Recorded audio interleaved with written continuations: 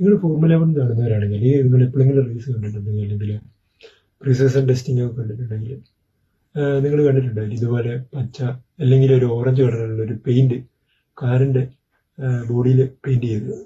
അത് വെറും ഒരു പെയിന്റ് അല്ല, അതിനെ ഫ്ലോ വീസ് എന്ന് പറയും, ഫ്ലോ വിഷ്വലൈസേഷൻ എന്ന് പറയും.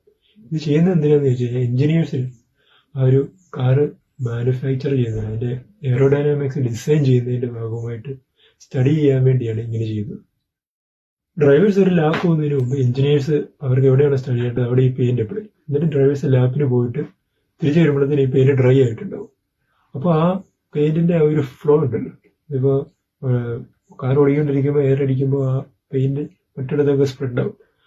അങ്ങനെ വരുമ്പോൾ എഞ്ചിനീയേഴ്സിന് ആ ഫ്ലോ അനുസരിച്ചിട്ട് ഇത് സ്റ്റഡി ചെയ്യാൻ പറ്റും. യൂഷ്വലി എഞ്ചിനീയേഴ്സ് ഇത് ചെയ്യുന്നത് അവർക്കിപ്പോൾ ഇങ്ങനെ ഒരു പർട്ടിക്കുലർ പാർട്ടിനെ പറ്റി അതിന്റെ എയറോഡൈനാമിക്സ് പഠിക്കണമെന്നുണ്ടെങ്കിൽ ആ ഒരു പാർട്ടിൽ ഈ ഒരു പെയിന്റ് ചെയ്യും. ഇതിപ്പോൾ യൂഷ്വലി ചെയ്യുന്നത് പ്രീ സീസൺ ടെസ്റ്റിംഗ് അല്ലെങ്കിൽ പ്രാക്ടീസ് സെഷൻസിലാണ്.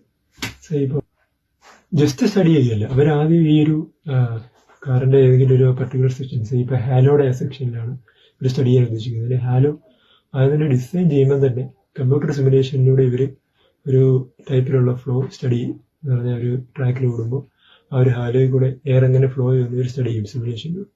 ആ സെയിം രീതിയിൽ തന്നെയാണോ റിയൽ വേൾഡിൽ ഇത് വരുന്നതെന്ന് മനസ്സിലാക്കാൻ വേണ്ടി ട്രാക്കിൽ ഒന്നുകൂടെ ആ ഹാലോയോട് എന്താ പറയുക ഈ ഒരു ഫ്ലോ വീസ് പെയിന്റ് ചെയ്തിട്ട് ഡ്രൈവർ ലാപ്പ് ഓടാൻ പോകും.